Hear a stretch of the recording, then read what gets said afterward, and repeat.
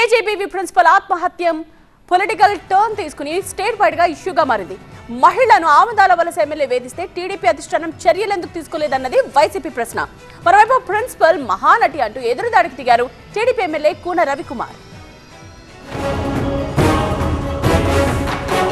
AP రాజకీయాల్లో తీవ్ర కలకలం రేపిన పొందూరు కేజీబీవీ ప్రిన్సిపల్ సౌమ్య ఎపిసోడ్ ఇప్పుడు మలుపుల మీద మలుపులు తిరుగుతోంది. సౌమ్య ఆరోపణలపై కౌంటర్ అటాక్ దిగారు ఆమదల వలస ఎమ్మెల్యే కూన రవికుమార్. ప్రిన్సిపల్ సౌమ్య కాదు, వైసీపీ నేతలు, దళిత సంఘాలు చేసిన ప్రతి కమెంట్ కి పాయింట్ టు పాయింట్ కౌంటర్ ఇచ్చారు. దారుణమైన హెరాస్మెంట్ ఎందుకు చేస్తున్నారు? ఏం ఆశిస్తున్నారు నా వల్ల? నా నుండి నన్ను ఎందుకు బ్రతకనివ్వడం లేదు? నా ఉద్యోగం ఎందుకు నన్ను చేసుకోనివ్వడం లేదు? నేను సరిగ్గా పనిచేస్తున్నానని చెప్తున్నా కూడా అక్కడ ఎందుకు దొంగ సంతకాలందరితో పెట్టించుకోవడం? మీరు మా ఆఫీసులో 11 వరకు ఉంచామని చెప్పారు. ఎప్పుడు ఉంచామో అసలు మీరు ఎప్పుడు వచ్చారు?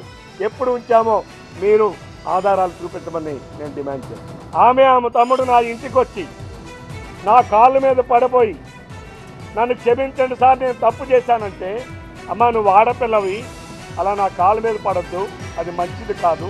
ఎమోషనల్ బ్లాక్మెయిలర్, ప్రతి ఒక్కరికి బెదిరించడం, అదరించడం, ఎస్సీ అట్రాసిటీ కేసులు పెడతామనడం, నేను ఆత్మహత్య చేసుకుంటే మీ పేర్లు రాస్తానని చెప్పడం. ఆమె ఈరోజు క్రిస్టియన్ మతంలో ఉన్నారు.